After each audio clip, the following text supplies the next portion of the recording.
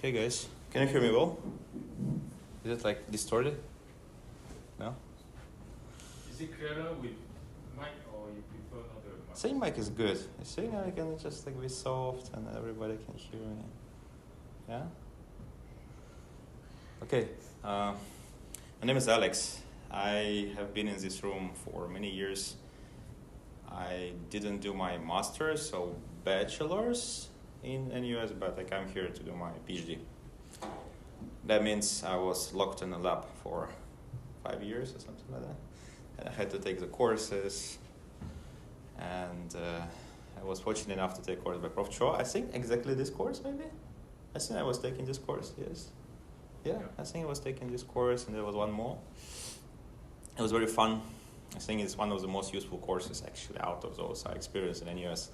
I had to experience 10 courses, and this one was really, really very useful. And it has formed quite a bit of my future career.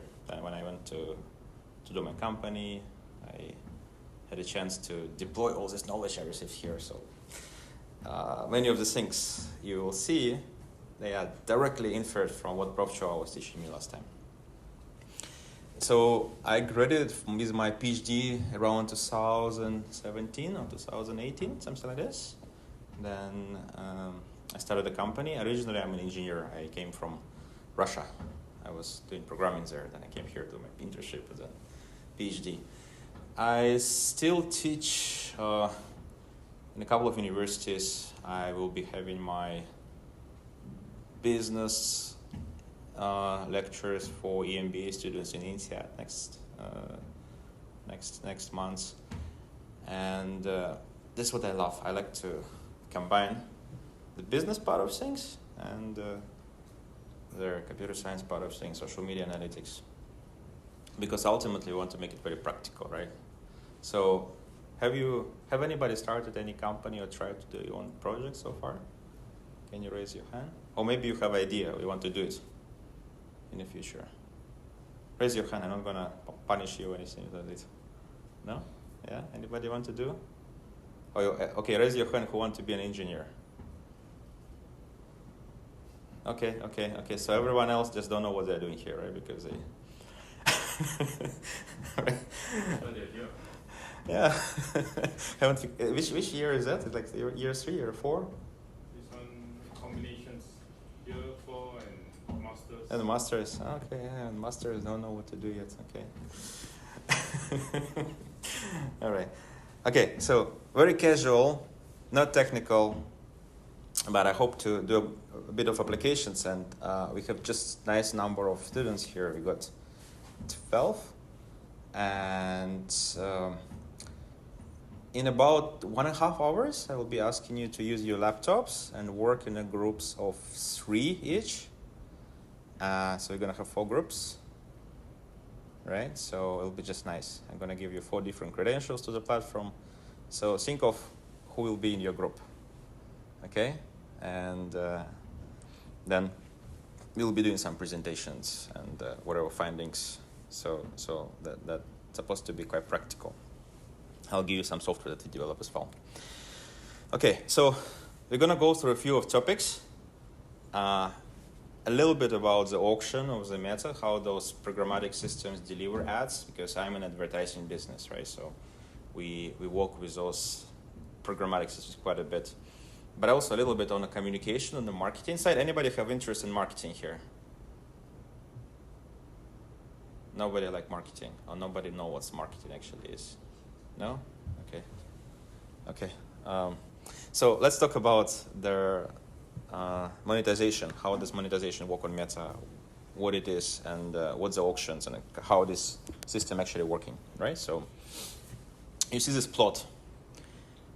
This is how Meta is giving up free impressions. And advertising impressions are those views of the ad, of a post, or of an ad by someone who is watching the screen. So you can see that some time ago in 2011, Meta was actually very generous, meaning that if you have, let's say, 100 followers, 26% of that, 26 followers would actually view your content. At that time, they were just, having some very simple algorithms to distribute that. Their revenues were therefore not so great. I mean, they were pretty low in revenues, right?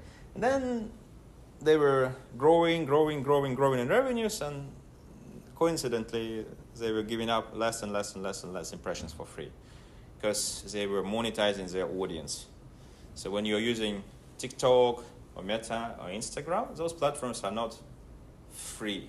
They are running on the servers. They have tons of employees there and computing power that they need to consume. So what's a product? What is a product for that Meta offers to businesses? Anybody knows what the product is? Ads. Is ad space. So ad space is, what is ad space? Space where? You place it, and then if you place it there, what's the purpose of it? With the users, right? So product is you, and you, and you, and everyone here in the room. You guys are product, right? You are not paying for the platform, but you are product because that's who they are selling. That's who they are selling to the advertisers. So maybe, hopefully, you will buy. So one background knowledge. Anybody don't know how does K-nearest neighbors classifier looks like and works? Everybody knows. Everybody know how KNN works? Raise your hand. Okay, everybody knows. So just to remind you about this classifier, that it classifies the points into the same color or property as its neighbors, right? So this is pretty much the only background knowledge you will need for today. Everything else will be new. So efficient digital advertising is actually rather complicated because organic reach has dropped. So we cannot just, grow our followers or likes and be effective as a business digitally. So we have to learn how to manipulate this auction, manipulate this complicated system that Meta or Google or TikTok have in place to, you're right, sell the ad space. So there's many factors that affect the cost of the ads. This is a targeting audience, marketing objective, budget, competition. Competition means competition among all the advertisers that are fighting against each other at the same time. And when you choose to advertise, because obviously at night there is less competition than during the day, right? And placement, that's where you put the ad. You can put it in some website, or you can put it in an Instagram feed. Maybe for different audiences will be different demand. And the relevance is what computer scientists actually define. There's I think 40 plus people working in Silicon Valley just to capture this relevance score in Instagram. Why I know that? Because I met the head of the group of those researchers here in Singapore 2 years ago, so I know exactly the size of the group. So relevance is very important because relevance is pretty much defining whether this ad is relevant to this person, and if it's relevant, then Meta will try to sell it as expensive as it could. And if it's not, it will try to increase the price of the ad, so charge the advertiser who is showing non-relevant ad as much as they could. They're actually monetizing the both sides as well, so trying to keep users happy. And the reason why this relevance and generally this programmatic auction system have appeared is because digital systems are huge, and you cannot manage it by humans, right? You cannot really decide who is seeing the ad, who is not, by humans.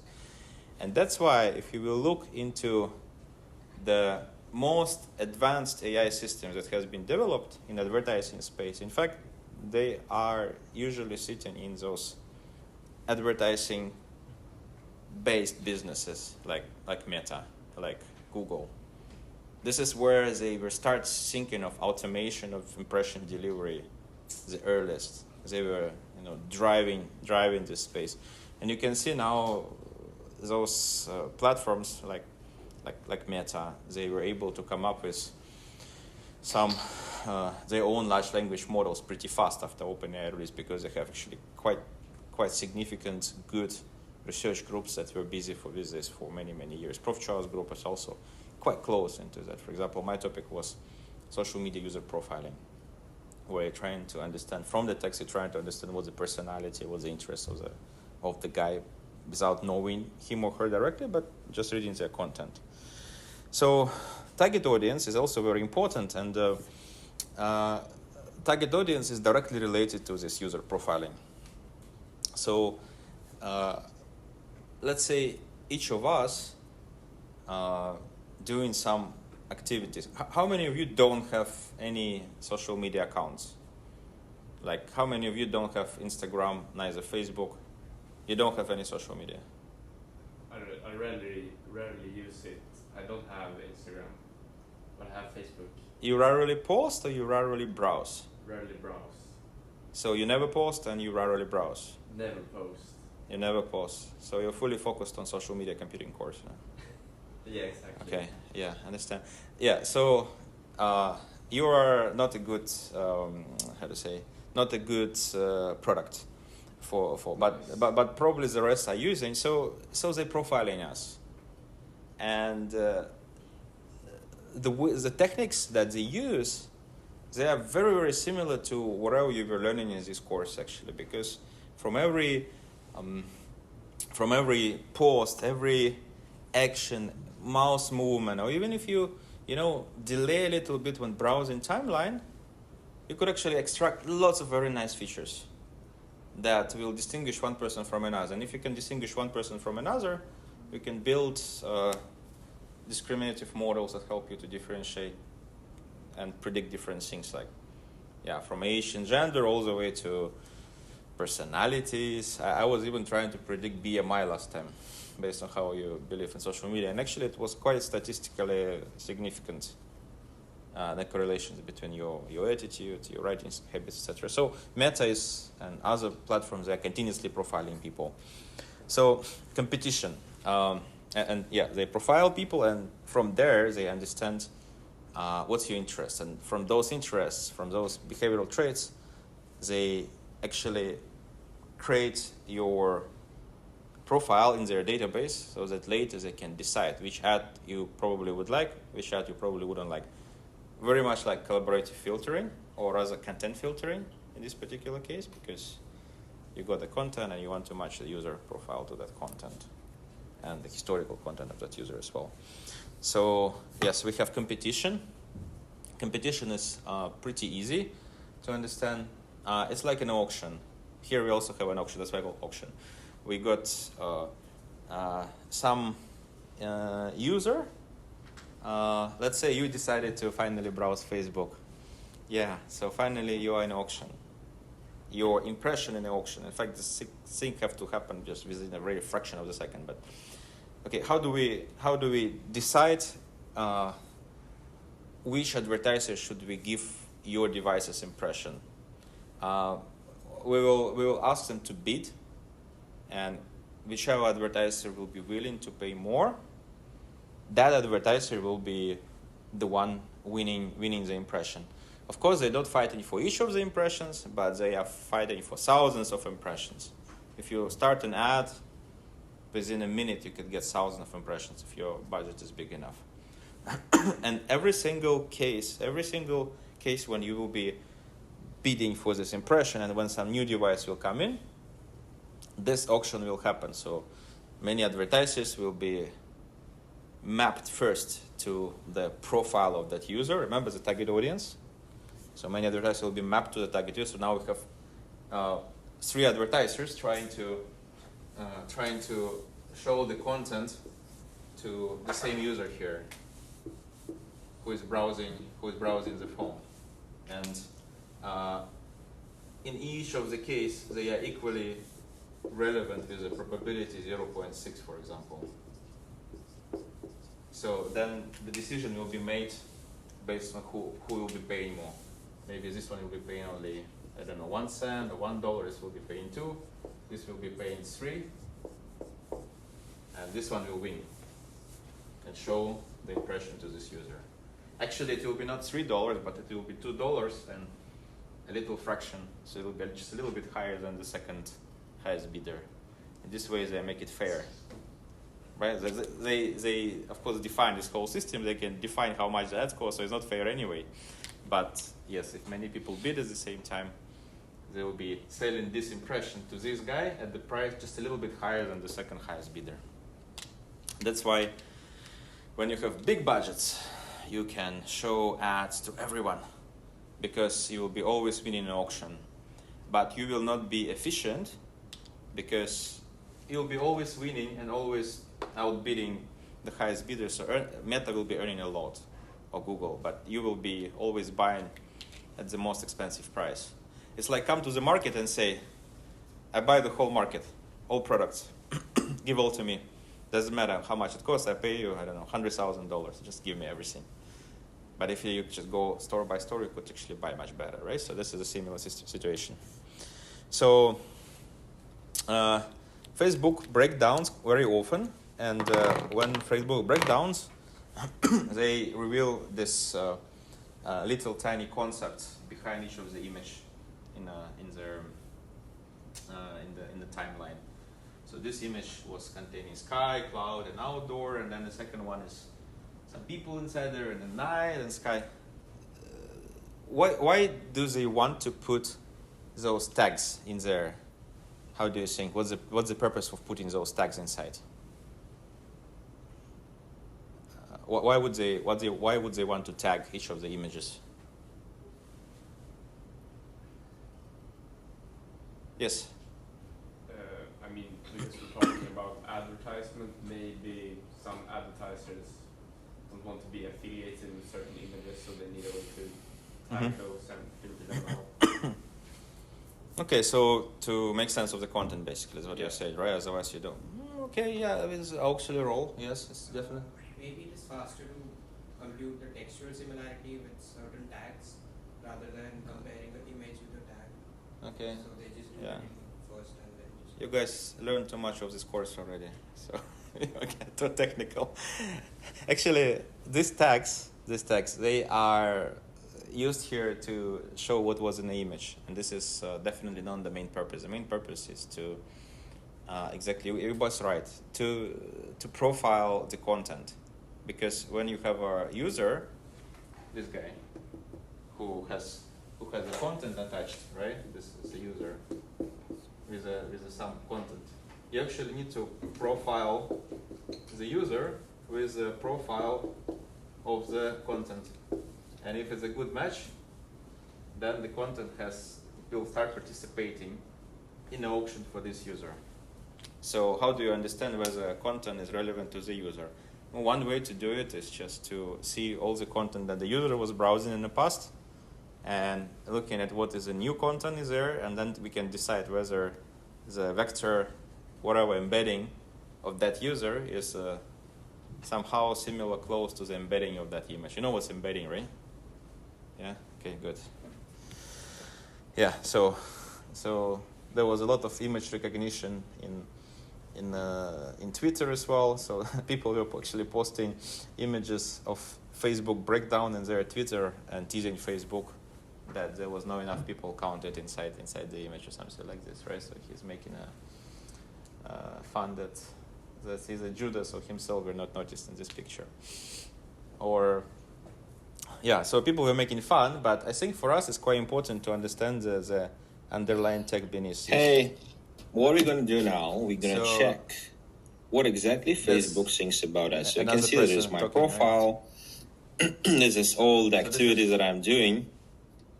And when I post something on Facebook, that information is getting profiled immediately. So let me show this to you. For example, I want to post something just to myself so that people don't see this. I upload this information. I'll just pick up some abstract image, doesn't really matter. You can see there's some chairs there. I can comment, this is my office with some chairs and glass windows, whatever. This is what I'm posting, right? So I post it. I purposely took a So the blurry image moment the to make it a bit information more get complicated. posted on Facebook, you can see that's a Facebook post. Information is also get automatically profiled by Meta. So if you will click the inspect here on this post, Try to do it. you can actually dive deep a little bit inside the information that is inside there. So you can see maybe containing a lighting and indoor. Let me just enlarge it for you so you can see. Maybe image or lighting and indoors. So this is a very good example of how information is getting handled, and this is a typical example of a profile on Meta. So this information also getting sold. I just was in Google's office 2 days ago. Google, for example, in order to make particular agencies and companies to buy ads through Google, but not through Facebook, because they're fighting to each other all the time. They are actually selling advertisers, let's say Procter & Gamble or Apple, they're selling them information like this. They say, oh, okay, so recent auction tells me that in this month you want to bid for ice cream shops because there was some ad released in Singapore related to ice cream shops, and that promotion has attracted a lot of people. So people generally get quite excited about ice cream or something like this. So maybe you can also bid for that so you can get a lot of fresh audience.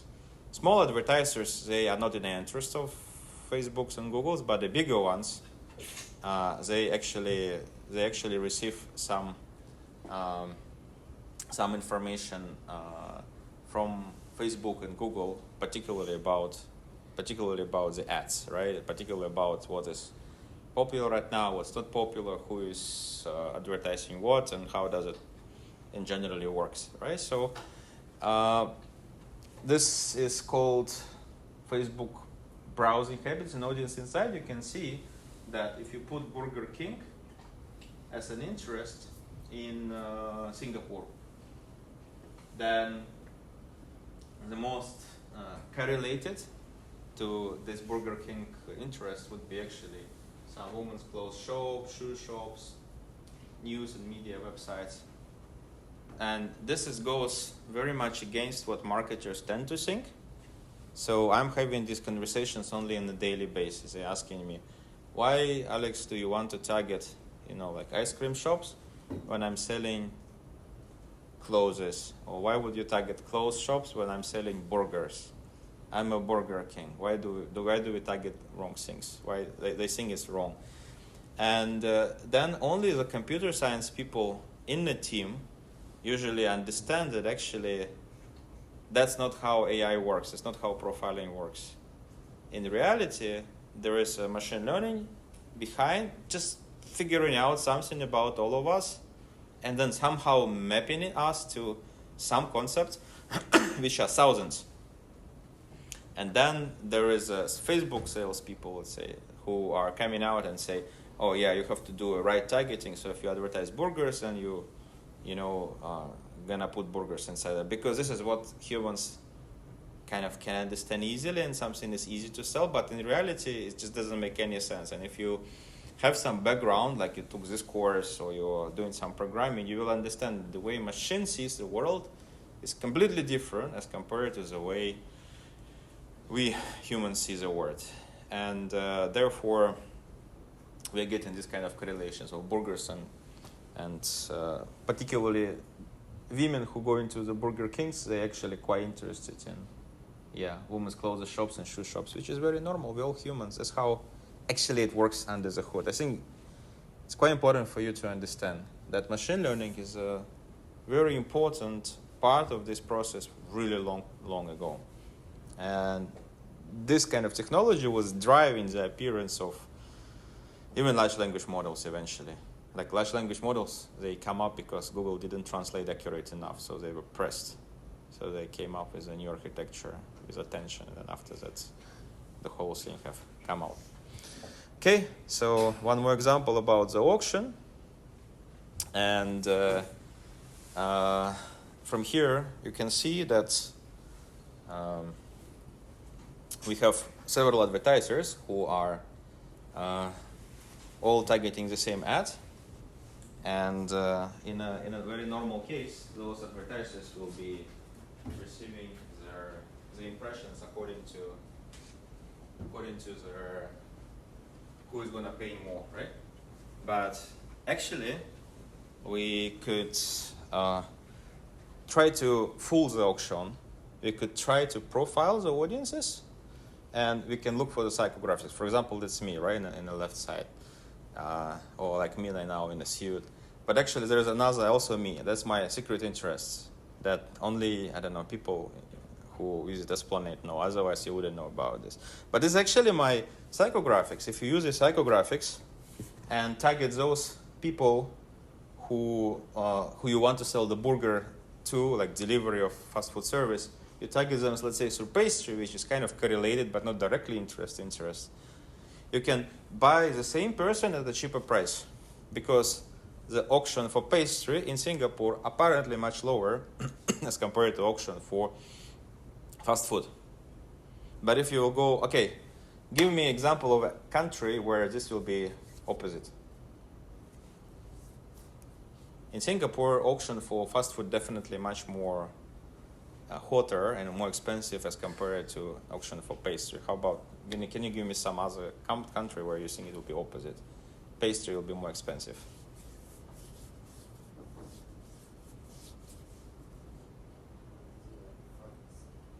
Yeah. France is a very good example. In France, pastry auction actually will be much hotter than auction for fast food. And this is the thing. That's why regional teams have a hard time running efficient campaigns from Singapore across the whole Asia, because Asia is a very special animal. If you are in the US and you just have to deal with different states, but they're all Americans, more or less. Here, we're going to deal differently with people in Cambodia, in Myanmar, in Vietnam, in Indonesia, in Malaysia. They not just behave different, they have different habits, but they also consume very different content, have a very different culture. That's why marketing in Asia overall is very inefficient.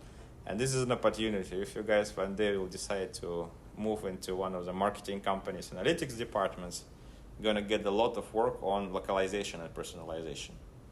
Because indeed, with these things and these differences, the profiles also will be very different, the auctions also will be very different. So eventually we're going to have it all over the place, and we have to manage this.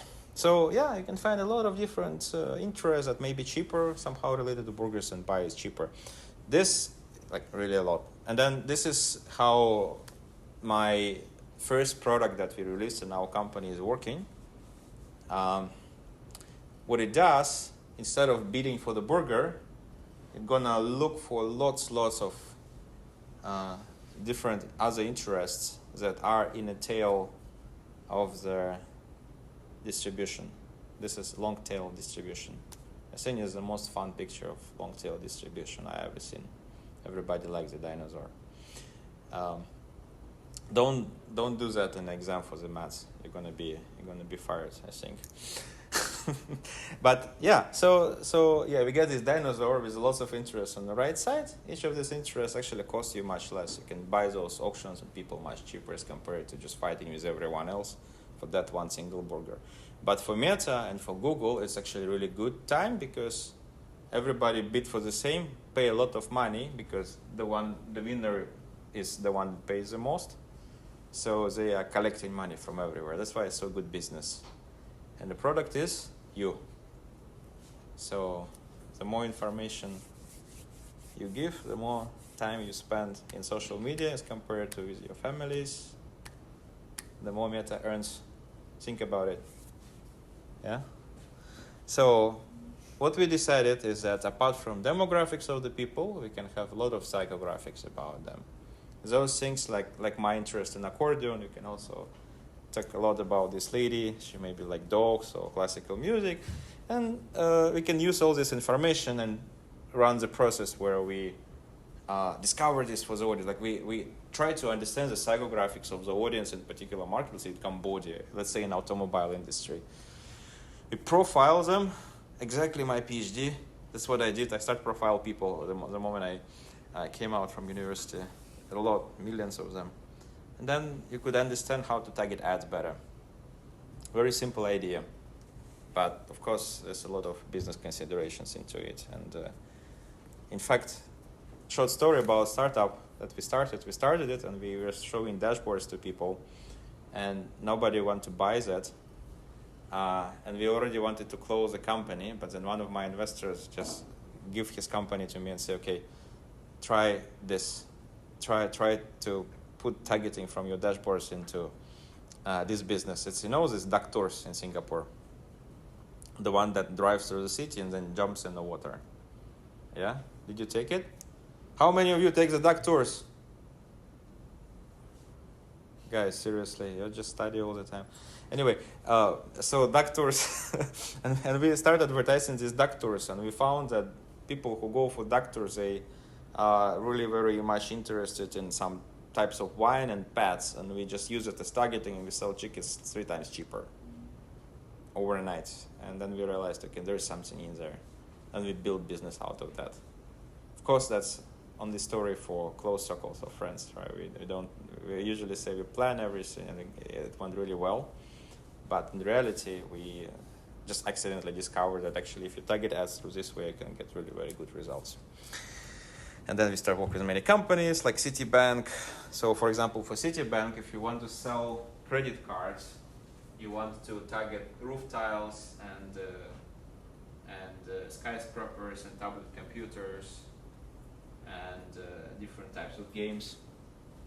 This is the interest of the people that apparently tend to apply for the credit card for Citibank. How do you know this?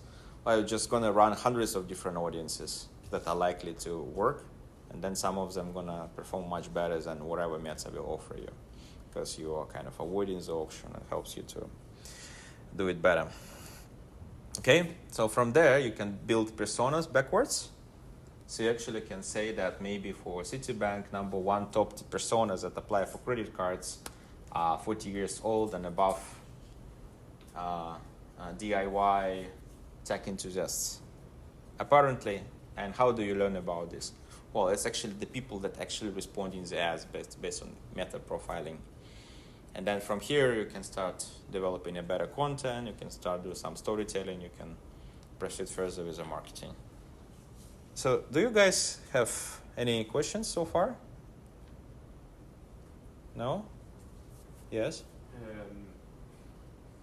Does Facebook do anything to, like, because if someone is overspending, you were talking about before, they're going to get like less effective results from their ads. Yeah. So then they will just think that advertising on Facebook is not a good outlet. They will just stop being a customer. Like, does Facebook do anything to prevent this? Because they know that this is going to turn out badly. Of course, yeah.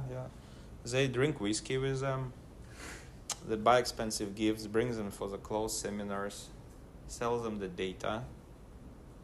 If you go to Facebook office, you will find a whole floor of people fully focused on relationship. And for big companies, efficiency is not something they care as much, especially in Asia. If you go to the US, the CMOs there are very picky. They are quite good, quite technical. In Singapore, you're gonna just, generally in Asia, it's an opportunity because it's just evolving now. It's just they start now realizing that it's kind of time to become efficient. It's maybe time to not just buy impressions, but try to make the ads really work, really do lead gen. And that's why they start hiring lots of people into the analytics team. For example, everybody gonna stay in Singapore after your masters, right? Or no? You're gonna go back. You're gonna go back.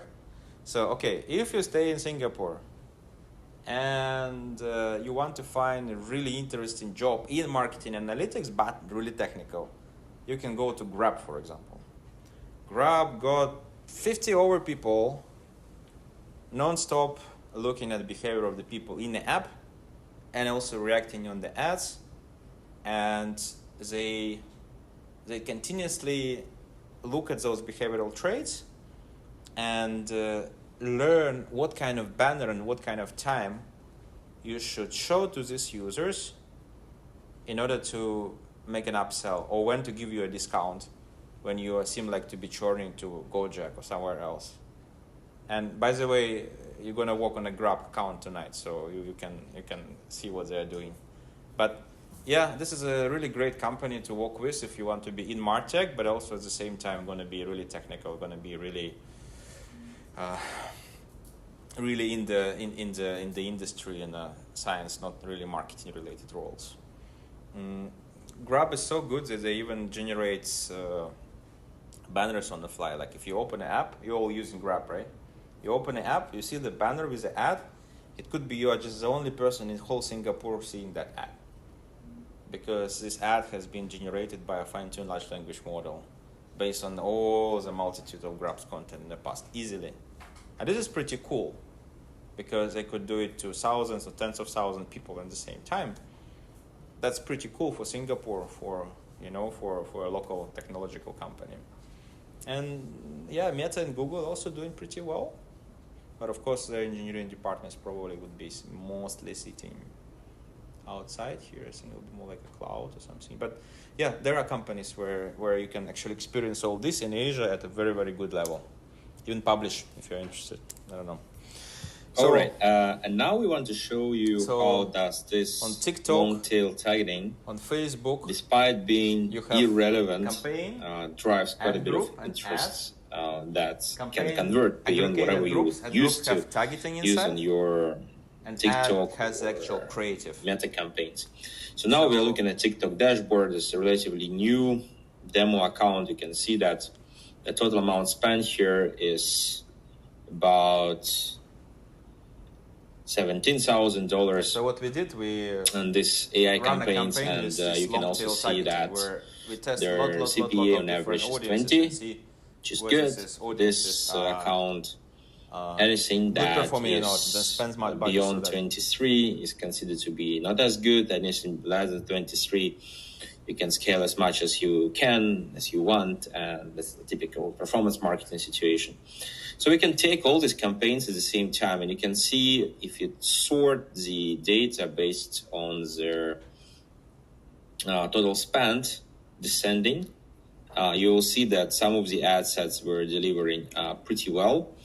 You can see that lots of audiences has been generated. It's really a lot of them. Yeah, so you can see that we have 50, maybe we have a few hundred of these audiences at the same time, right? So they are. So in marketing, we look at things like cost per result, and and now we want to cost per click. Apart from the demographics. So here, I just wanted to expose you to some of the metrics, right? So this is how much money we spend on this audience. This is cost per click. How much click costs us. Not every click brings us results, conversions, whatever, sales. So that's why we also have conversions and cost per conversion. You can see 92 conversions come from how many clicks? 1,557 clicks. So it's a really large scale, but it also comes at much cheaper prices compared to run ads on TV. That's why social media advertising is so important, so popular, because pretty much all the audience are sitting there already. And yeah, you're gonna get lots of clicks, and they come rather cheap.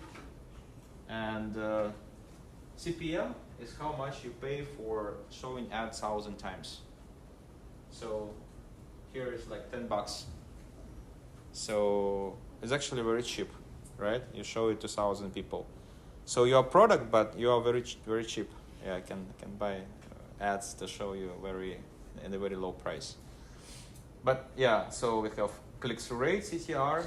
This is how many clicks, how many impressions result in clicks, and then we have conversions, which is the actual sales, and cost per conversion.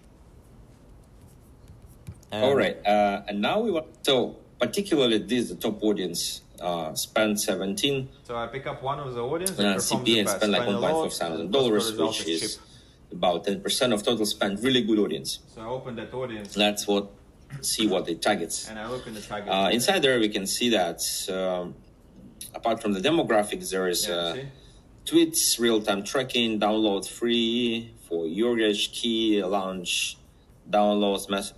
So does it actually remind you anything? You see the targeting inside those social networks.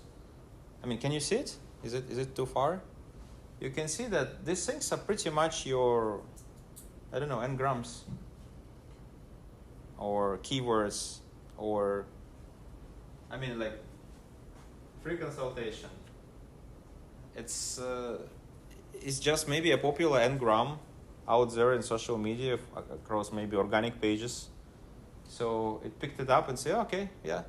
Many people seem to react on free consultation in the past. Why don't I put it as part of a targeting interest? Because actually I can map users to the free consultation because they did it in the past, or maybe they look like those who did it in the past, clicking on stopping the screen on the free consultation screen. Then they put it in. So, or like files, they even didn't normalize the small and big letters there. This one is starting from capital. This one is starting from small letter. So actually, you might find another file sharing with a little f in there, easily, right? So those systems are very geeky, and the marketing people who are coming out from the business school, which is nearby here, they are very creative marketing. And that's where the mismatch is happening, because the whole your school you were learning about marketing concept, and you come to the real world, you get your first job and you see this and what you're supposed to do with it. And if I'm a programmer or like you, or like me in the past, then I'm like, okay, that's probably n-grams, probably I can just, do this and this and this and do some psychographics and some magic, and then actually can come up with some stuff. That's why the best marketers, I claim now, and this is quite good information for you, the best marketers are programmers, believe me. They are not the marketeers. Yeah, if you're a programmer and you don't feel like you want to cold call your life, maybe you go do marketing. You actually can get a lot of cash out there in the industry because you will be the best straight away. Especially with this kind of knowledge and with this kind of, courses that you take. Yeah. So this is the ad itself. So this is it's an app for predicting your future. They were advertising on TikTok or something like this. But you can see, right, that this is a product, but the interests that this ad group was targeting were actually something related to Twitter, new messages, and file sharing. So apparently Facebook realized that if you tend to click on free offers and do some file sharing services, then maybe you're likely to subscribe on an app that's going to predict your future based on astrology. You go try to explain that. But interesting part of it that this business spends more than $1 million every month on ads in the US.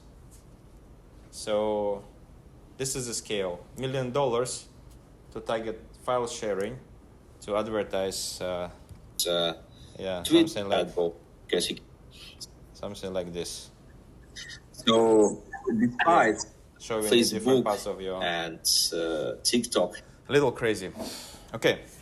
Yes. So those tags, were those inputted by the advertising company, the company that wants the client, yep, or by TikTok? Is what to understand. Yeah. So thanks for the question. I thought you want to download the app already, but you're just asking a question. You're raising your hand, like, check what is there. So, okay, simple, yeah? You are a user, and then you go to your TikTok. And there is a page in the TikTok that has a hair salon, something treatment, and it has free consultation, right? And you are the user who is browsing this hair salon, and you click on this button, for example, and then there will be another I don't know, doctor, right? So medical services. And this also will be free consultation because it's very common and ground. And there will be some other user spending enough time on this, browsing this, and looking at maybe this banner, right? So what this means to TikTok? That means to TikTok that, oh, there's such thing as free consultation that quite a number of users, this is thousands, millions maybe, quite a number of users are quite interested in. Okay, let's create a category out of these users, and we call this category free consultation, right? Okay, category created, stored in the database,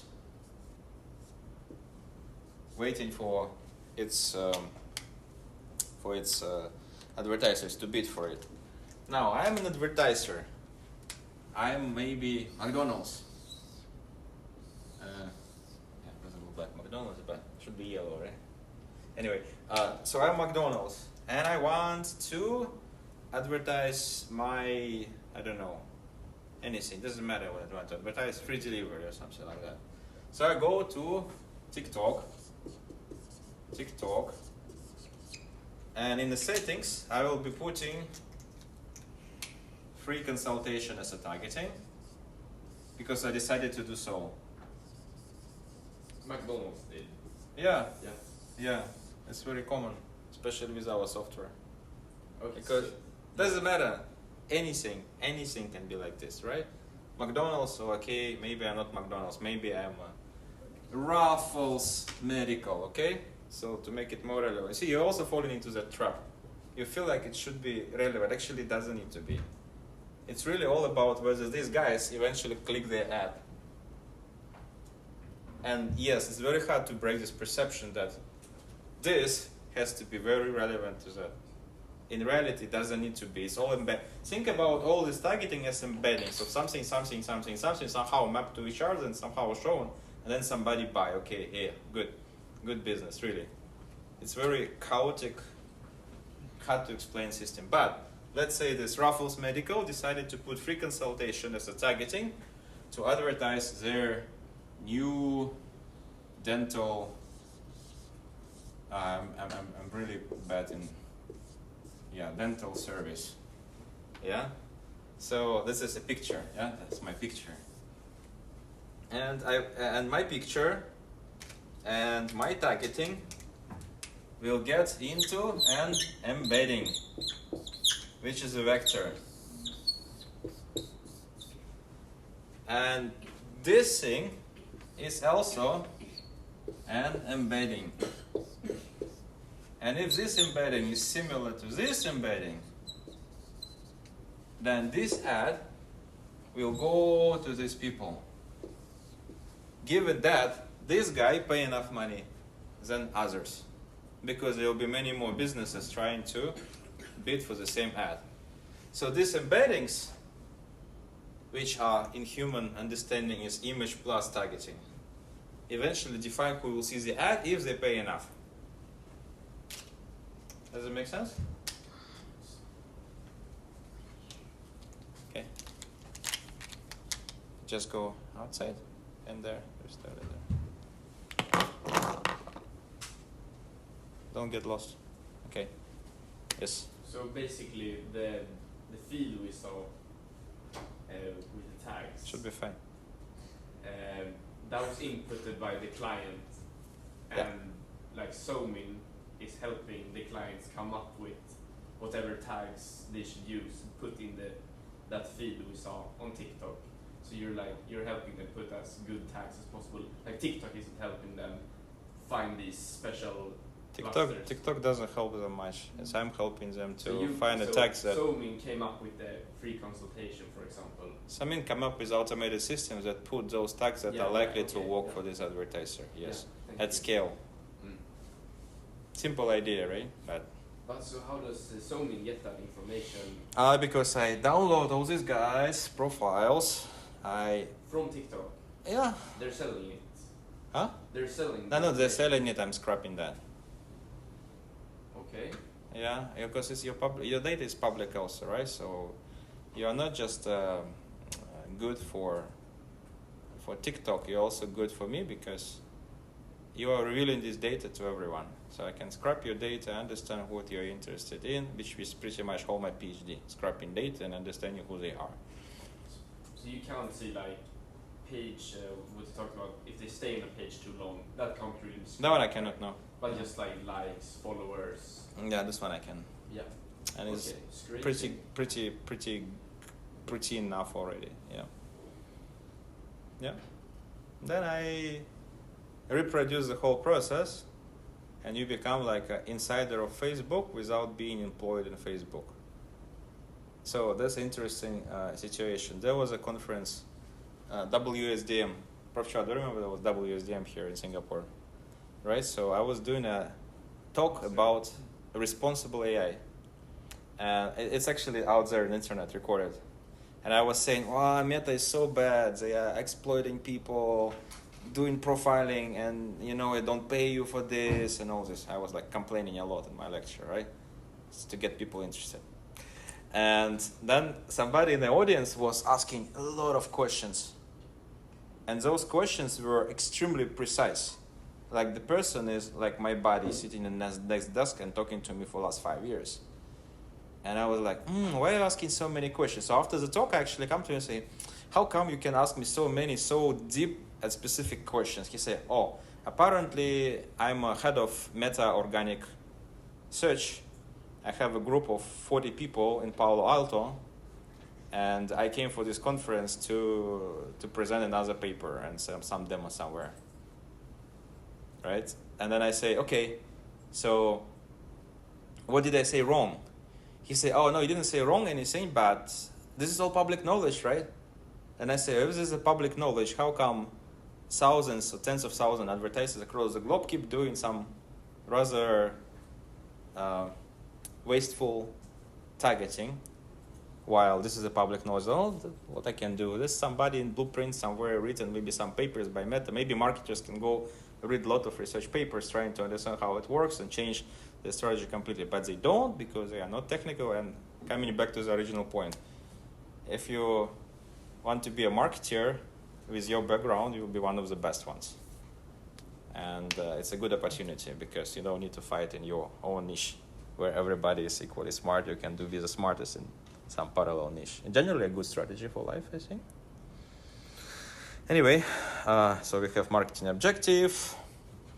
Marketing objective is another interesting thing. It's pretty much a selection of a machine learning model that helps you to predict how likely this particular guy gonna react on this particular ad. So they calculate the probability of a green guy reacting on this T's green ad, and if the probability is high, then this green guy will be put in a pool for the auction to compete for this, right? And then eventually it will be shown, the ad will be shown or not. So actually, when you choose ad objective, you could choose awareness, reach, traffic, engagement, opt-in styles, and many other types. What's the difference between them? What they're going to change?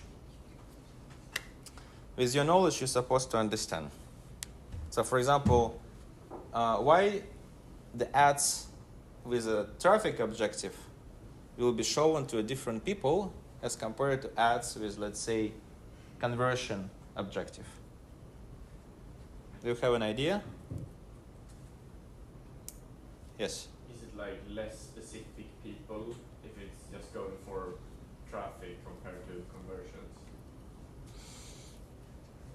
Like we're not specifically targeting, we're lowering the threshold. I mean, you can say that they're less specific, but this is more like the result of this. It's just a bigger pool that people who gonna click. In reality, what you need to remember is that they're just different.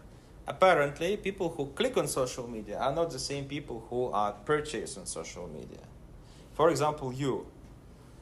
Tell me this. If you suddenly see a really great deal to buy, I don't know, water bottle or something that you are searching for so long on Facebook ads, and you know that it's actually twice as expensive if you go to just a normal store, would you buy it through Facebook? You will tell me no, probably, but would you? In theory. Click the ad at least. Yeah, you would click the ad at least. Likely, you might even buy it, right? But apparently, you are not Facebook user at all. There will be some peer review. I'm not sure whether in this room or not, but I don't know, maybe some even influencers here who will be liking, clicking everyone every day, just from morning till evening, because it's kind of part of the routine and job to do it every day. And those people, quite often, are not the ones actually have money to purchase the stuff on the internet. So it's not just a broader pool or smaller pool, but they're just different. And for marketers, it's very hard to explain because what do you mean different? But for machine learning engineers, it's very easy to explain. It defines your ground truth.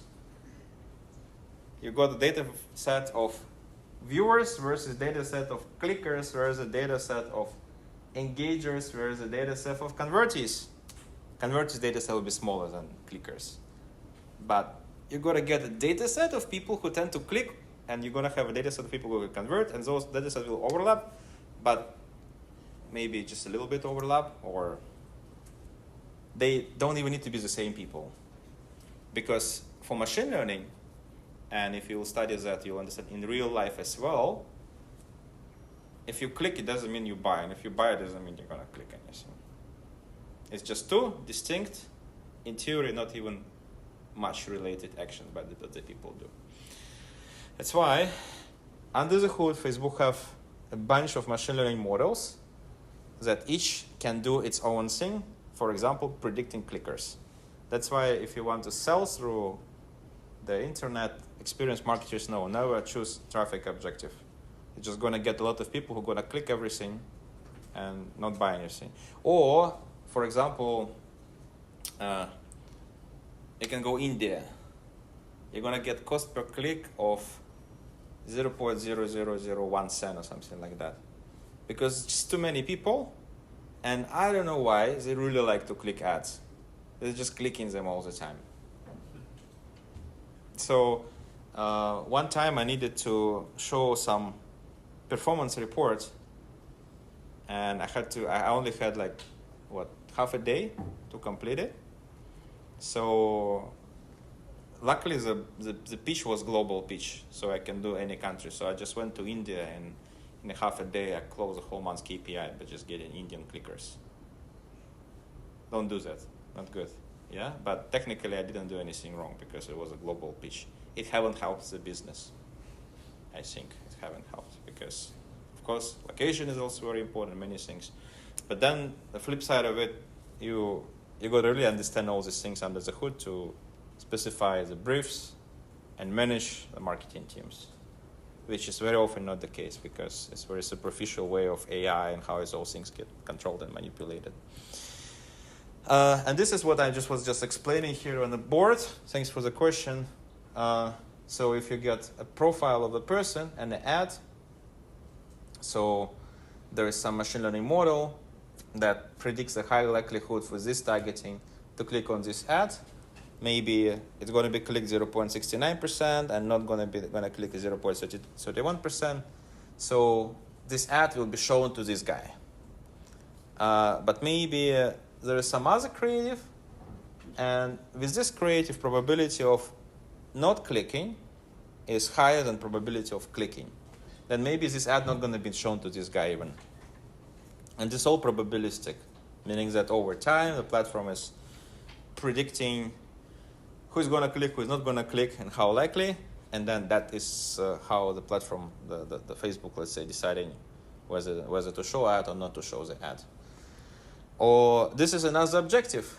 Same creative, same guy, But now we are predicting purchase or add to cart action, not clicking.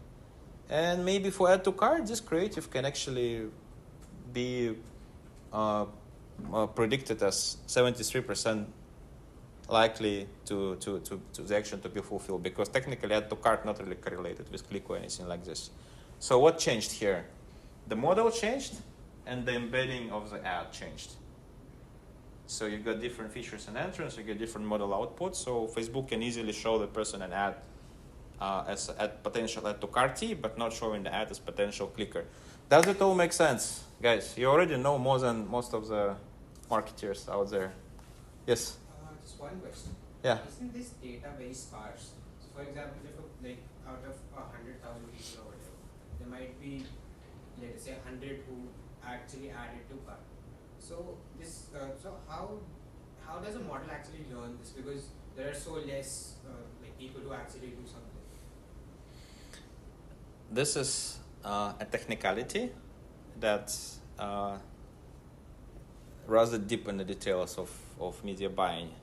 But model has multiple layers. It has regional layer, city layer, district layer, industry layer, and even particular properties. So it's like multi-layer decision making.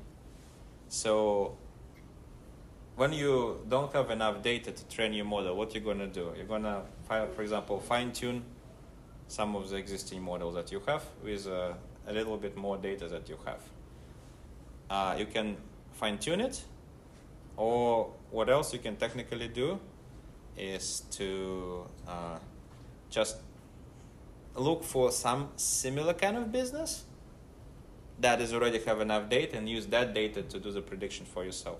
That's why when you set up events on Facebook, every time you set up a, let's say, add to cart event, it will be say, hey, can I consider that this add to cart in your, whatever it is, financial product ad is somehow similar to maybe add to cart in endurance ad. And if you will say, oh yeah, they're similar audience, then it's okay. Then maybe when I do the predictions, I use the endurance model, because for your particular business, we don't have enough model yet to evaluate. And then another interesting thing coming out from this is that an ads manager, a business manager of, let's say, TikTok or Facebook, that already run a few millions of dollars of ads, is way more efficient as compared to ads manager they just opened. And sometimes just by choosing ad manager that we call hot, that already have enough data in it, so that Facebook already learn how to optimize, can save you, 30% of the budget. Just because in one ads manager, one business is already learned, and exactly the same business operating in a fresh manager gonna learn from scratch, gonna spend a lot of money on learning. Because in the beginning, it will be pretty much randomly showing stuff and just seeing how people react on it. And that's why there are businesses who are particularly selling ads managers. Imagine you have a lot of money, you created thousands of ads managers, and you are selling them to companies who want to kickstart from hot, don't want to learn. And then you charge them, 5% of the budget. And then maybe that business still saving 25% instead of wasting 30% overall by having a fresh ads manager. And those businesses have turnovers of hundreds of millions of dollars. Just by reselling ads managers. If you go deep inside there, how people make money from the traffic, from all these resales, all this arbitrage, you will understand that this is very interesting and very diverse and deep kind of business. All right.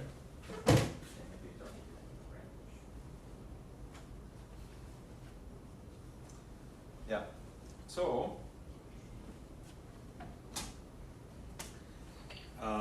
let's go next.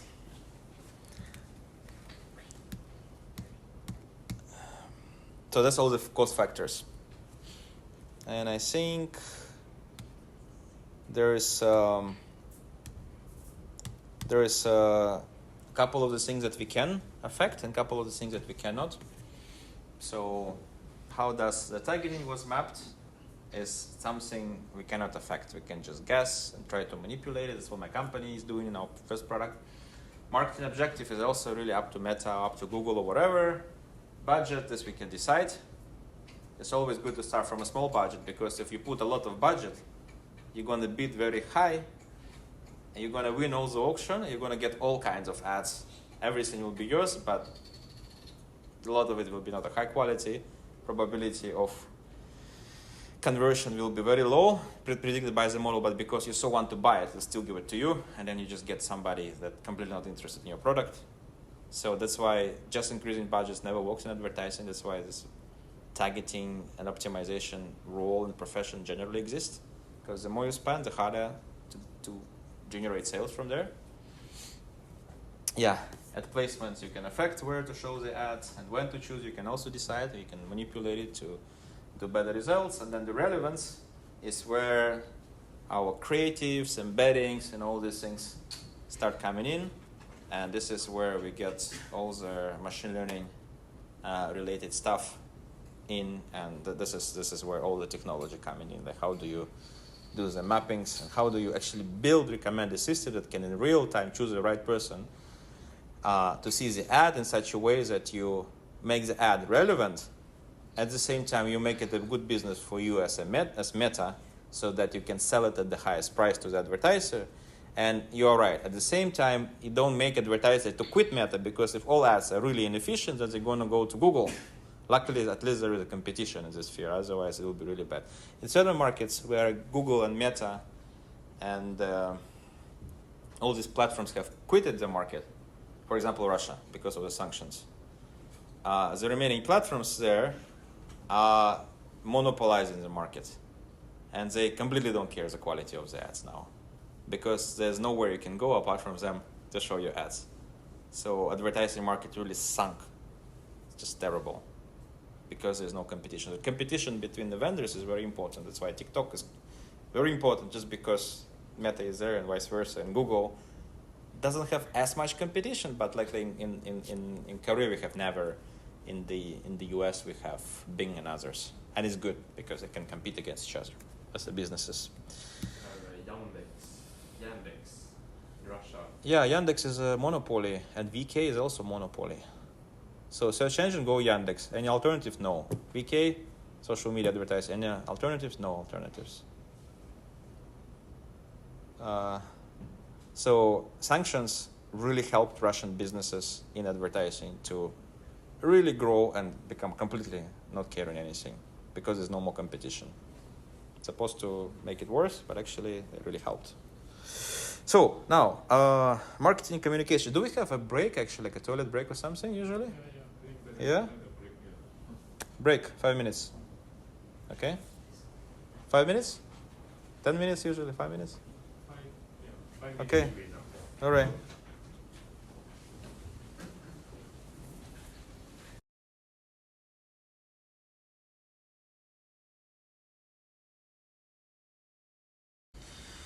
Okay, so we continue. What is this? Do you know what is this? Some Gen AI image. So this is what it has generated 2 years ago when the first multimodal Gen AI came out. I was asking to generate the image of Alexandria library. How would it look like? Because it was a really huge library last time, right? So that's what it came up with.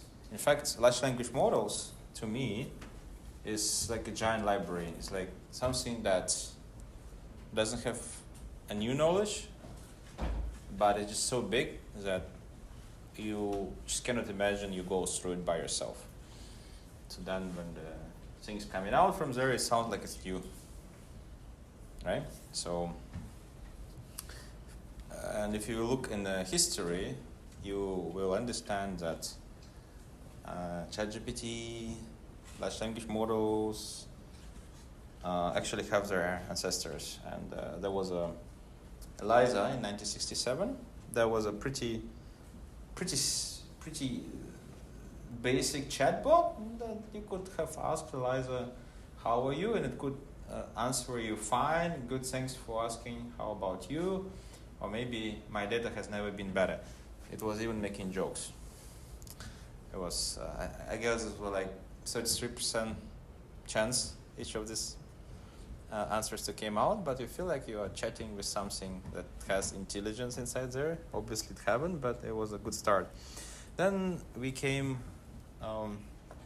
to LSTMs. Okay, what is LSTM? I don't know what's LSTM. You know what's LSTM? So what is LSTM? Yes, it's a bit more advanced version of the recurrent neural networks that can forget things, which is great, because if you can forget things, you will not be hallucinating. It's like in marriage, right? The more you can forget things, the stronger the marriage. So same thing here. The more you can forget, the better the neural network. You're all young, right? I shouldn't make these kind of jokes. Anybody married here? No? No? Okay. Yeah. Oh, you're married. That's why you know the answer. Ah, no wonder. Now I understand. Okay, sure.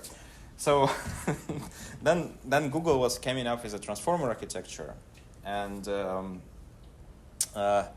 this is because they were really not very good in they were not very good in translating things. So if you will look at the LSTM output, it was just pretty much predicting the sequence. So if you have a question, the mouse eats the, it could predict the mouse eats the cheese. But if you come out with something more complicated, something like this. When I saw the Dorothy and the scarecrow the other day, I went to her and said, hi. It will start calculating probabilities, and it could say, hi, Dorothy, which is right. But it could also say, hi, scarecrow. Or it can say, hi, other day, if it's LSTM. But transformers, they were able to leverage attention to actually still give a right answer. So eventually we get ChatGPT, large language models coming out from all that family, thanks to Google, with the transformer architectures. And when Sam Altman was coming to Singapore 2 years ago and giving a talk, which I had a chance to even chat with him a little bit, I asked him one question. I asked him, what is the actual role of large language models beyond that everything is talking? And like beyond chatbots, for example, right? And what he said is this. He said, okay, last time there were punch cards. Do you know what's punch card? Raise your hand, what do you know what's a punch card? Yeah? In Sweden, you still use punch cards, right? No? Okay, anyway, no, that's good. Actually, in my university, they also teach me what's punch card. Then, after punch card, we got sample. Then we got, wow, mouse. It was a revolution. Then we got touch screen. I guess you guys, did you guys born already when the touch screen was around? Yeah? I'm so old. Yeah. And touch screen, and then after that we get ChatGPT, and other large language models can actually communicate with people in a natural language. The next step. To me, the next step would be reading our thoughts. Real progression for that. And that's why Elon Musk actually have projects about reading our minds. Because, yeah, we can speak what's the next step. What else we can do? Well, if a visual, but it's naturally similar type of sensor, I think the next one is just really reading what we think. So I wouldn't be surprised if the next type of devices will be thought-driven. A bit scary. But yes, large language models is a new way to communicate, and you can actually use them quite beyond the chatboting and just simple prompting and question answering. So now I want to ask you this: do you know what is retrieval augmented generation? What is RAG? Do you know what's RAG? Did you guys go through RAGs? No? Yeah. Yeah? So we all use ChatGPT, right? Sometimes we want to fit some really relevant knowledge into that for them to come up with information that is more specific, more relevant to our task. And we don't want to fit all the data in it. We want to fit just a portion of it that is particularly relevant to our question, so that the response of the large language model will be particularly relevant to our question. So it's an alternative to fine-tuning, for example. Not everyone can afford fine-tuning. Grab can, small SME cannot, but they still can use RAG and be quite efficient. So the product I wanted to show you today is actually a very typical RAG, right? And then I wanted to do an experiment. I wanted you to use this product as well later to come up with some conclusion and with the real marketing research. I'm doing it first time, so hopefully you will all collaborate. But let me show you first, right, how this works.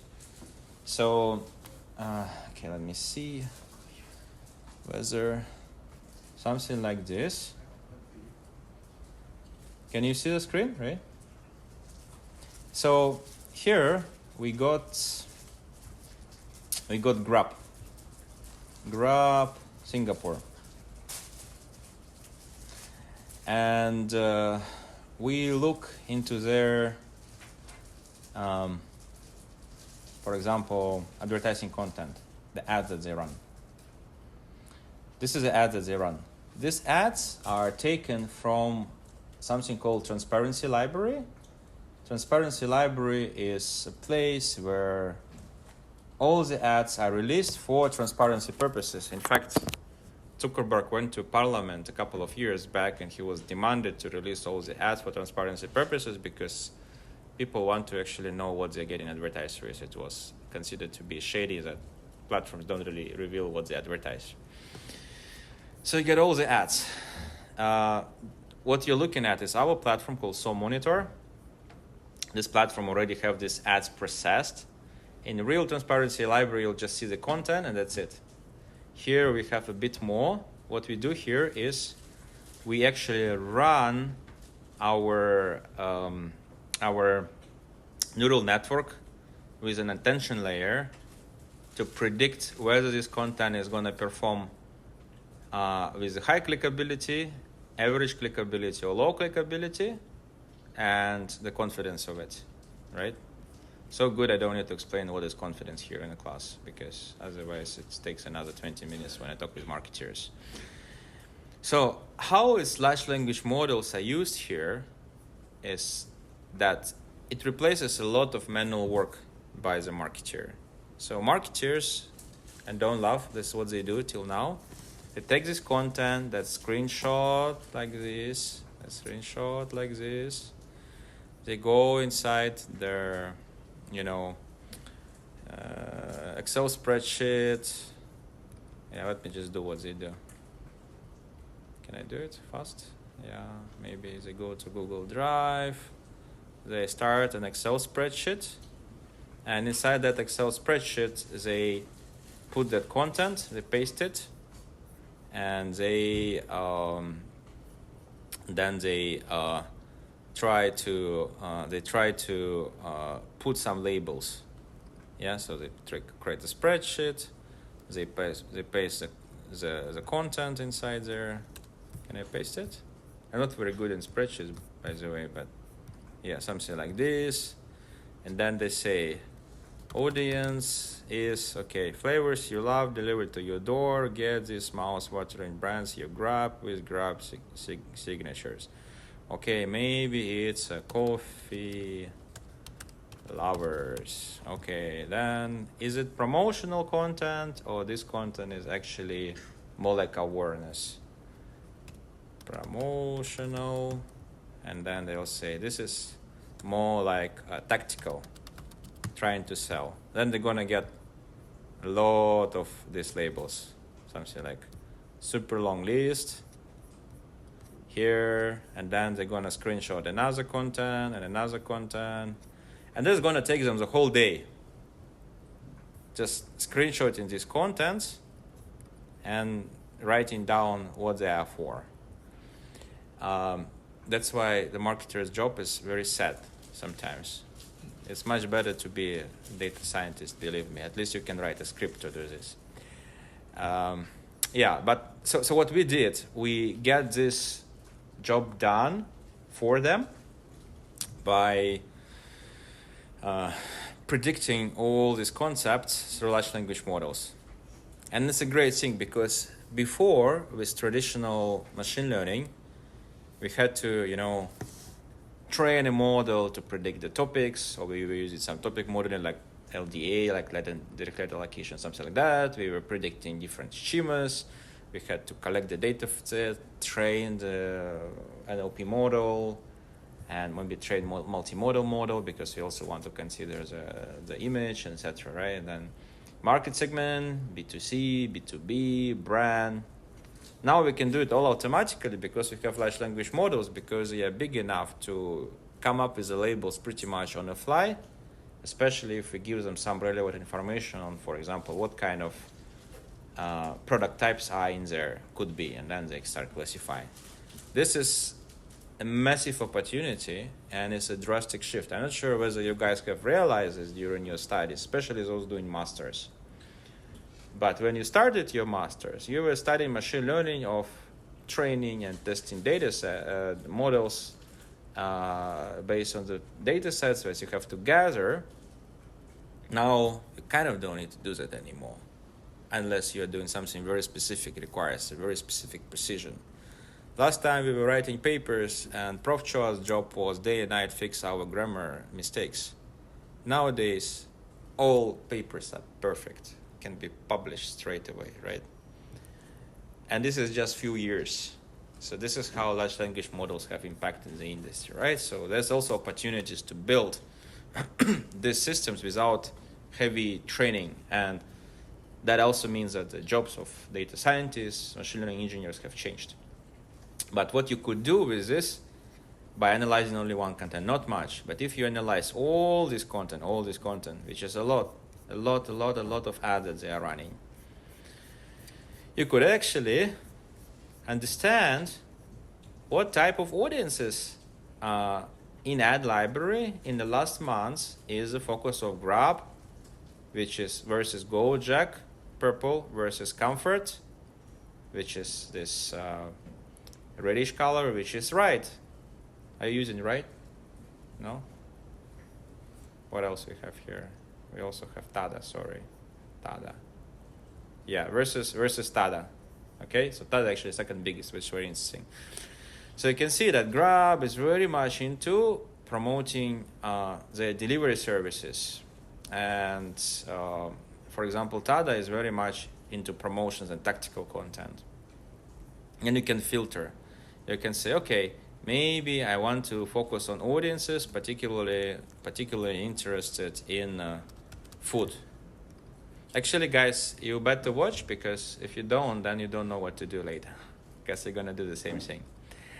Yeah, and then maybe I want to look at what kind of products particularly Grab is offering to this foodie community, and you can see that it will be Grab Food, Grab Delivery. You can actually look for this particular content there as well, and you can maybe put a little bit more maybe more audiences inside there. Apart from foodies, you also want to put some other food related, so that you can get a little bit more data in there, right? Something like this. Yeah, so we get more. Yeah, still Grab is pretty much the only one. Yeah, so then from here, what we could do, we can start creating different marketing concepts. This is what traditional market is operating with, but they only do it manually.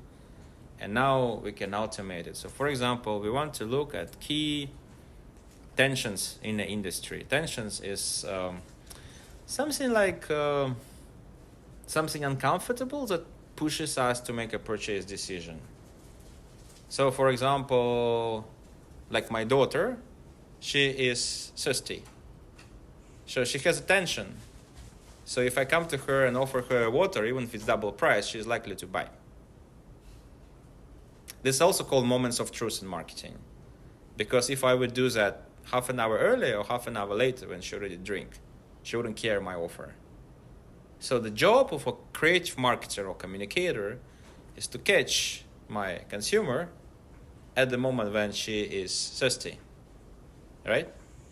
So how do we understand in each of the markets who is thirsty, who wants to buy a new watch, who wants to order, I don't know, burger and KFC, and at what times they want to do it? This is a big task for marketing. And if our previous part of the lecture was about, optimization, targeting, recommendation, collaborative filtering, all this very technical stuff, which is, driving the car. Now we are discussing more like how does a car looks like to impress people. Because probably those best cars, they are also, just giving an example of cars, those that look great and then they also drive very fast and very good to control. Then it will be a really nice product. So here is the same thing. We want to create some creative, or we want to angle it in such a way that it's really picking up the RAS customers and become very appealing to them at the right time. But then later we want to also execute it and target it in such a way that these people really receive it and buy it. That the whole marketing pipeline is. There's also two communities, kind of creative one and the one that's just buying the stuff and optimizing the ads. But in the ideal world, there should be one. These marketers that also know about the creative and also about. So, for example, we want to understand the key industry tension. So what we do here, we take all those concepts that we were profiling either manually, but in our case automatically, and we want to look for key tensions in the car-hailing industry among Grab, Tada, Ride in Singapore in the last 1 month. So we're trying to understand what these tensions are, and we try to group them into the groups. And how we do it, we actually use clustering to cluster different topics and different audiences into the groups to understand what the tensions are about. So for example, here we have a tension of addressing high transportation costs. And you can see that Tada is talking about it, Grab is talking about it, and Gojek is also talking about it. And even a little bit of Ride talking about it, but honestly, this one is almost unnoticeable. So that means what? That means in Singapore, there's a lot of messaging and marketing about cost of transportation. And another one is addressing lack of entertainment and romance tensions. And you can see that Tada is talking about this angle very nicely, and no one else really talk about it. Let's see what is in there. So for example, there is brands addressing the lack of entertainment options, engagement among friends, and exciting romantic activities for couples during the Valentine's Day. They also focus on providing opportunities to win prizes, affordable entertainment options. So very interesting, right? We can see the actual content. At a certain point of time, when Grab and Gojek will say, hey, get another $2, cheaper ride or something by using me, but not the Gojek. Actually, Tada was doing very smart. They were talking about Valentine's Day. And they were talking about, the bonding and okay, what is inside this content? What they're talking about, right? They talk about lack of exciting romantic activities for couples, experience romantic gestures, strengthen their bond. So people can relate. There was a moment of truth, that particular moment. Maybe somebody forget to buy a gift or plan something like that, right? So they see this ad, they can relate. They'll become much likely to actually react on this Tada ad as compared to just one more discount, at least for some part of the audience. So a job of a good marketeer is not just to run an ad, but also figure out what do I strategize and what should I talk about in order to actually make me sound different, make me be different. But what we can use Gen AI for, we actually can pick up this idea that has been extracted from so many content from Grab and Gojek and from everyone, and we can marry it with a particular customer persona. So how do we do customer personas? Here on the bottom, we have generate analysis button, and we say, okay, can you tell me, Elsa, what are the key customer personas are in there? and we are looking at the customer personas here, and it will also generate a couple. It will generate, okay, there is a customer A, customer B, customer C, customer D. This is a split. You can see that Tata is fighting with Grab for promo enthusiasts. Again, the promos. It's probably like hygiene in the market. If you don't do promos, then everybody else will do, so you'll be a loser. But okay, how would you find some other angles where you can penetrate? For example, Comfort, which is a taxi here, right? Is talking about tech-savvy financial planners. So it's, how do you plan your finance and take a taxi, right? But they're not big enough for something like this. And Ride is talking about tech-savvy saver with heart of the community. So you can see this particular tech-savvy financial planners. This is something like Comfort's kind of personas, and they like to talk to, because they feel that they're a niche. So then if you go to So Inspire module here, and into Insights, you can leverage one of these personas that we're creating, and I can actually just now we created them, right? So I can create a character based on these personas. So I can go all the way to the end, and I created just now one. Just any of them, right? And then I can create a character, then I can overlay that with some tension that I've chosen in the industry. Tension is like the conflict, right? So for example, this one.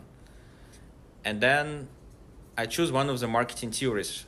So basically, what are you going to talk about in this?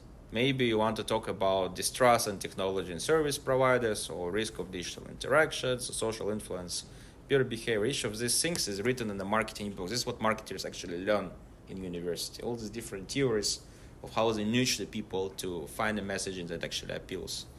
You can pick it up and come up with a story.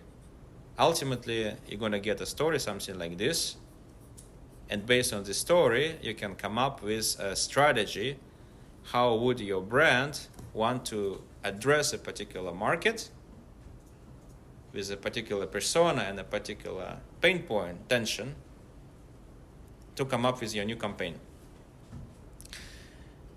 So now what I wanted to do is actually give you all the credentials to this platform and ask you to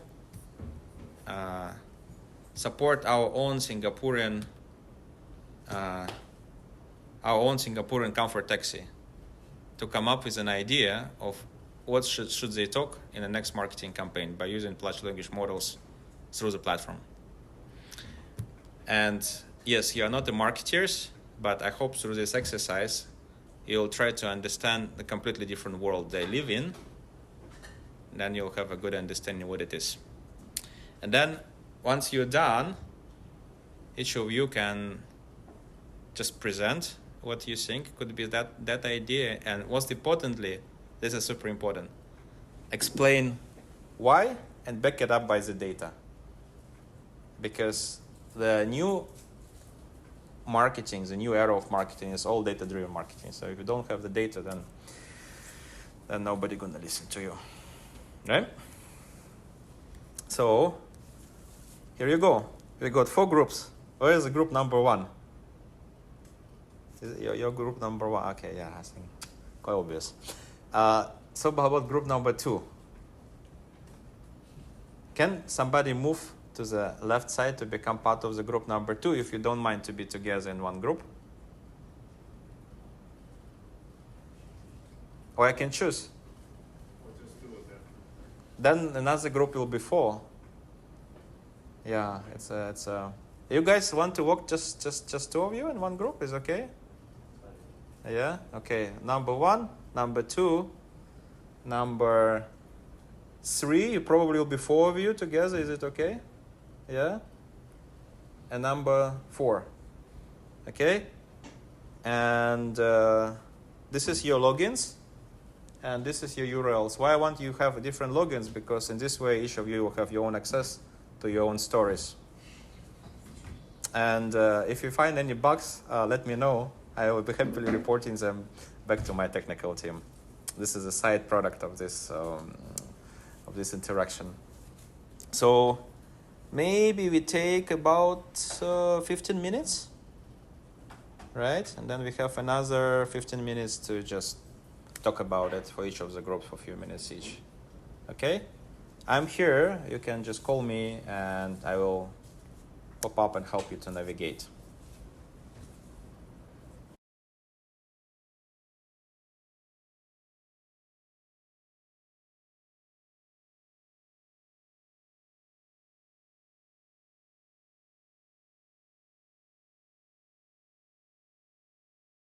So kind of the message were quite similar for most of these companies, looking at just taxi services. So thereby we really said that there's really nothing like unique, which we maybe should focus on here. But if you look at on the engagement and the activity, this is for the last 60 days. I don't know if you really can see.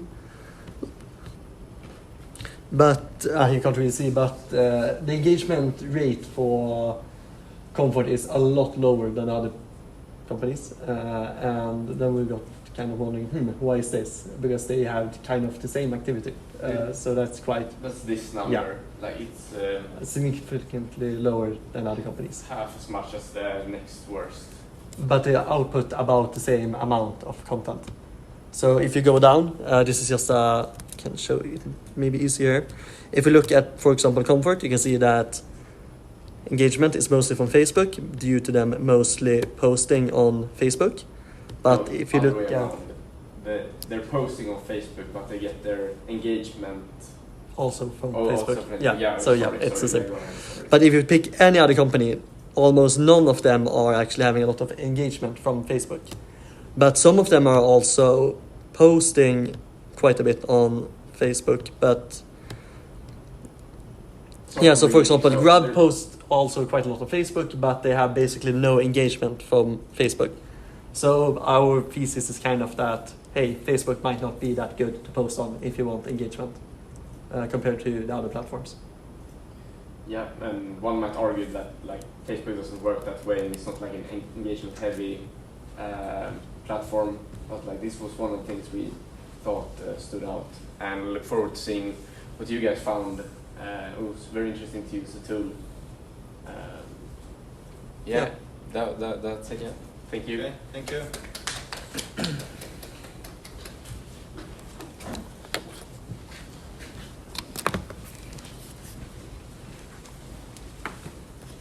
Okay, group number 2.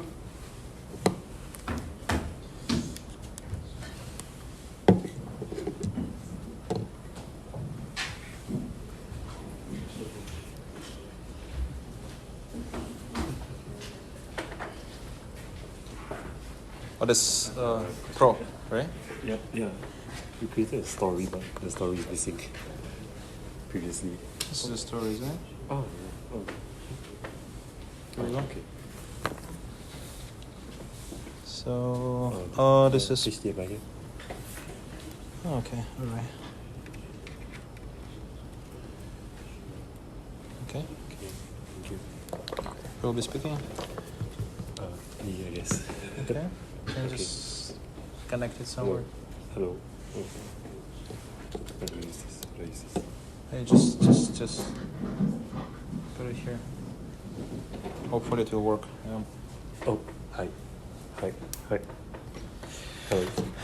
Low battery, okay. Okay. Anyway, too long lecture. Sure. Yeah. It hasn't worked like for Yeah. the lecture. It haven't? No, first 30 seconds. But I felt good. Yeah. Yeah, so it's okay. It plays the purpose. Okay. Yeah. So experience, yeah? In marketing especially. we use the So Inspire tool to generate the story about the audience that we want to capture. So based on the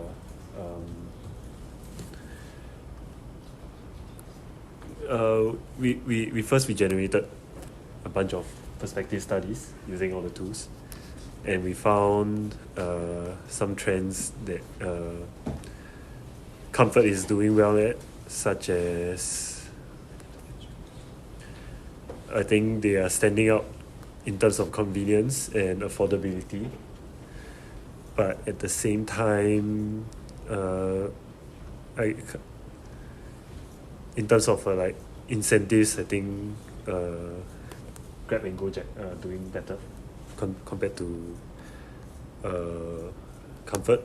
So I hope we did manage to use those, and we tried to create a story using the tool based on these three insights, like what Voices United can pave pathways to equity, tackling challenges in transportation cost, mostly around transportation cost and living. So there's like a audience story that we created. I think Dr. Aleks taught us how to use the tool. And using this story, I went to ChatGPT to ask it to generate a marketing campaign. And then this is what we got. So the campaign team is called Rights That Connect, Pairs That Care. Campaign overview focuses on positioning Comfort as a service, as a community ally that provides affordable ride-hailing services. And some of the key messages are affordability, focus on the community, and shared journeys and shared stories. And there are some fluff execution plans here. I think one of the trends that was shared by the previous group also that we found was that Comfort posts makes a lot of their posts on Facebook, whereas Grab and Gojek does a lot of their posts on other social media platforms, I think Instagram or something. So probably to capture a more diverse audience, they could probably run their marketing campaigns on a wider variety of social media platforms. Yeah. So that's our work. So did you find that ChatGPT is more specific with the prompt that is inspired by the analytics? I think. Does it recommend you very general stuff? For the I think it's quite general stuff, but you can probably use this as a baseline to create something a bit more targeted. Can you do a favor? Can you go back to your ChatGPT prompt? It's still open there, right? Yeah. And can you? Yeah, so it's fine. So can you write down the next prompt inside this window and say, rewrite the campaign proposal, and for every part of a proposal, reference back to the story. Ooh. And if this is not related to the story, don't include it in the campaign. This is how you will actually avoid hallucinations, because it will start trying to relate every particular piece. Okay.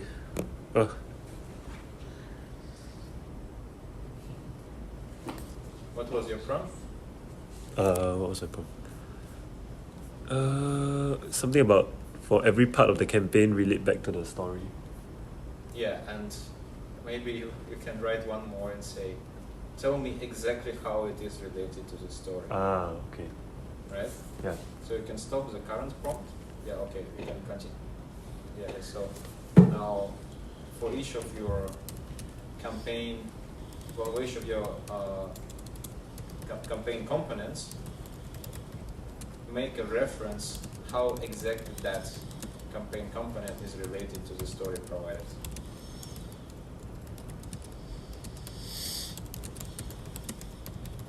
So I think this is quite important to let LLMs know that if you give some materials, it should really reference to it, right?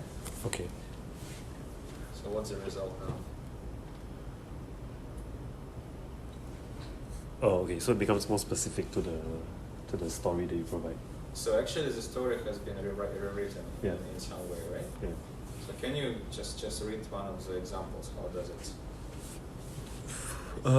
Maybe the first one, phase one awareness, storytelling, create a video narrating Clara's story from her modest upbringing to a realization about transportation struggles. Yeah, so basically it says that you can actually materialize that story in the form of a video of that particular lady, run an awareness campaign in Singapore, right? About the second one, community dinner, sponsor local gathering inspired by Clara's home. Yeah? Okay. Community members can discount transportation fees and activate the right filling discounts. So how is it related? Yeah. Okay, besides how these didn't directly mirror Clara's initial. So it's asking you to emphasize, it doesn't want to do your job. I guess we need to prompt it a bit more. So one learning from this is that when you actually feed the data to large language model, doesn't matter marketing or anything else, you gotta specifically write in the prompt that the data that you fed might be referenced. Some people even say don't hallucinate, which is, in my opinion, a bit stupid, but generally speaking, you apparently have to ask the model to consider that your materials that you have provided, because if you have provided the materials, it doesn't mean that they're relevant, so model can just decide to do some generic stuff for it. Okay. And if you want to do this proper way, is not just provide your story, but also the persona, but also the tension, but also maybe go to Comfort website, scrub the website, and provide the data as well. Okay. And when it's all these things are given, you could actually get much more precise result. Okay, thank you. Okay, Okay, thanks. number 3. The biggest marketing team in the class. Okay, one of the most outstanding results. The bigger the team, the better results, right? Usually, no. So which connector are you gonna use? Should be Type C. Type C? Type C? HDMI or Type C? Type C. Okay, let's try. Yeah. Oh wow, that's the slides here. We have finished this, but It's like an agency, right? The bigger the agency, the more slides they produce. So you got 4 people, now you got the slides. Okay, let's try to project it. So I need to click. Which one is it? It's Type C. Yeah, just click. Laptop USB-C, right? Yeah. Oh wow, okay, it works. okay. And you can. So which page do you need to? Last time we have to engineer it. Okay. Yeah, I think you can just Yeah. choose. Okay. Let me begin first. Okay. Let me share with the issues of the. Yeah. Okay. Let me. Yeah. Okay. Okay. Let's analyze the issues of the Comfort DelGro company first. Firstly, the engagement is low on the Facebook. However, the Comfort DelGro, this company posts more advertisements on the Facebook rather than other new platforms such as Instagram or TikTok. However, compared with the Comfort DelGro, the project posted more advertisements on the TikTok, and engagement on the TikTok is higher than the Facebook. So as you can see, the post number of the Comfort DelGro is no lower than most companies such as the Red. However, the engagement rate is the lowest. And the second issue is that the Comfort DelGro company forget to attract customers' attention during the festive seasons and the special occasions. And the third issue actually is that the advertisement content of the Comfort DelGro it's more targeted to the drivers, not the riders. As you can see, the Gojek posted more content such as a promotion, and the Comfort DelGro's content is less attractive, especially for the riders. So the future strategies can be rated to 3 points. First, I need to post more advertisements on the platforms such as Instagram and TikTok. The second strategy is that it should address customer tensions during the festive seasons and special occasions, and should organize more community community activities and something like that. The third strategy should be post more content with a target for riders, such as promotions, and do you have more content? Okay. Well, so yeah, we also felt that it's much more, not just from, the numbers definitely back up our beliefs, our insights, but the fact that ride-hailing would be much more used by younger audiences, since the older generation would most likely have cars, and the younger generation would be using Instagram and TikTok more. So Comfort DelGro would benefit much better by uploading and marketing on Instagram and TikTok over Facebook, as we can see from their lower engagement rate on Facebook anyways. Also, there was a announced generation analysis for relevance as well. Okay. It is. Yeah, it's that. Yeah. So that's this also supports the our observations from the posts that the Comfort DelGro's posts usually, most of the posts focus on career upskilling on drivers, on trying to attract drivers. So there may be meaning in trying to make a relationship between the drivers and the riders, but from a practical standpoint, riders are much more attracted to promotions or better deals that the ride-hailing company can provide, which Comfort DelGro does not focus on. So those are the areas that Comfort DelGro can improve on for their marketing. Yeah, I think we are talking a lot about like the general trend of like the advertisement. But as human, of course, we would like to see concrete examples. So I think maybe we can look at like the general trend of the advertisement between, let's say, the popular ride-hailing companies versus Comfort DelGro. So for example, let's say if we look at only Comfort DelGro versus the rest. So as you can see here, like first of all, they usually, like the other ride-hailing, the more popular ride-hailing company, they use more like visual, and they sometimes they will post like more videos, like bigger font and like more visuals, and they focus more like, let's say, this kind of like promo code or like discount, and they even write on like events, like for example Chinese New Year or even Valentine's Day. But meanwhile, if you look at Comfort DelGro, first of all is the advertisement is a lot more wordy, and you can see like it's a lot. They focus less on like interaction with the youth, because like they have less video. Like most of them are just like visual.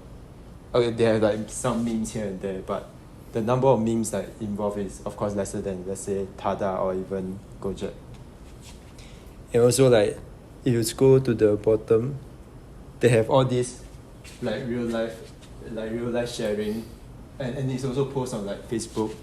So it kind of give a general sensing is like it's catered more towards like the older generation.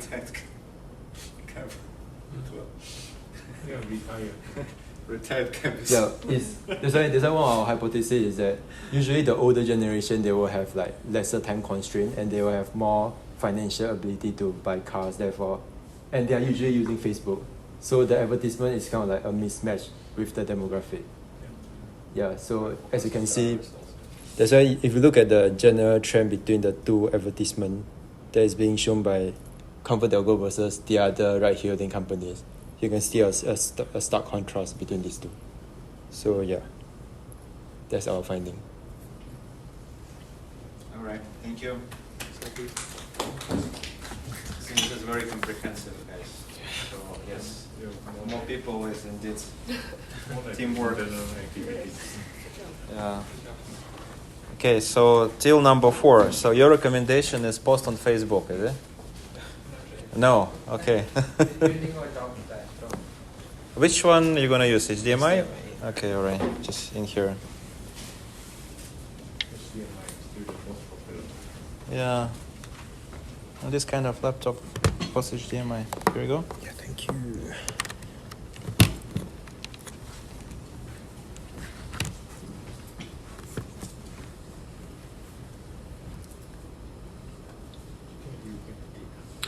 Yeah, so we'll just keep it short. So just building on top of what others have already spoken about on Comfort DelGro, just posting a lot on Facebook and not on the other platforms which are more related to videos. That might be also because they just mostly just use images to promote. And the thing is that they do get engagement out of these images, as you can see. But the moment that we switch it to video, the demograph completely changes. So as you can see from the top position, they just go down to the last. So that means they're just focusing all of the content basically on the images, which they should try to change and try to focus more on videos to cater to more general audience rather than just a specific audience. Another thing that we saw was that a lot of companies, first of all, they're talking about like everyone does talk about celebrating taxi drivers and all, but Comfort DelGro is actually talking more about that and not other things. And especially another thing, Grab, which is the top competitor in this market, is also talking about other things which are actually not related to taxi drivers or traveling or something else. So for example, necklace styling for various necklines or something, which actually also adds another market to try and target.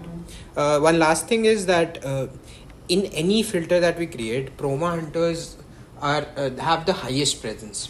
So that does show that promo hunters and actually promoting some discount codes and all can prove beneficial, but the issue is that everyone is doing it. So yeah, that is the. I would call it hygiene. It's something that you do anyway. If you don't, then others will get to do it more. Yeah. It's just something you have to do anyway. But the finding about video ads is interesting, right? So the type of the content. Yes. So because it is actually, this contrast is really interesting. So from images where they are on the top and where they're creating the most amount of content, they do also get the most amount of engagement out of it. As soon as we switch it to video, they just go down and off the graph. So I think this is one of those things that they should work on. And this comes with trying to actually targeting more other social media platforms than Facebook or something. So yeah, that is it. All right. Thank you. Thanks so much. Thank you. Alright guys, actually it's amazing. I was thinking you're gonna get so many questions because this is what I usually have when I show this platform to marketeers. But apparently the theory proved itself right, because you didn't ask any, but you came up with some analysis extremely fast. You feel like maybe this is something very natural to you, right? Because you just work with the data and you come up with some conclusions. But I tell you, this kind of insights, just what you just said just now, sometimes takes weeks, even months, for agencies like IPG to come up with, or OMD or Dance. I wouldn't just all of them. And this is your power. I'm not particularly encourage you to become marketers. You could become whoever you like to. But it's not just words what I said that the best marketers are programmers, but it's actually have been proven by yourself just now that you didn't ask questions, you get it very fast. You jump into it and independently come up with 4 quite different conclusions, right?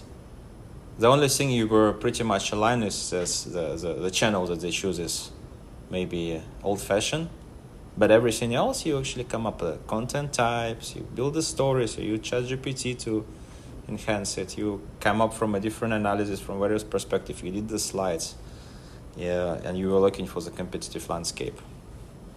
So you actually have this ability, and as simple as doing just this exercise now, I guess you have a chance to excel in your career in our space. I did that. I didn't need to do PhD for that, but honestly speaking, actually I needed to do PhD for this, because research teaches you to sell, and sell teaches you to do research, and programming teaches you to analyze the data. Analyze the data helps you to be better marketer as well. So the world is very blended, and one thing to take away for you guys, you are very powerful and you're in the right spot. So in case you want to work with us first, you can take an internship. This is a QR code. But other than that, thank you very much. It was really good to meet all of you, and hope to see you somewhere in the world, or in NUS next year, or just somewhere in the industry later. I hope to just meet you in the offices, guys, and just interact and work with you. All right, thank you. Thank Aleks.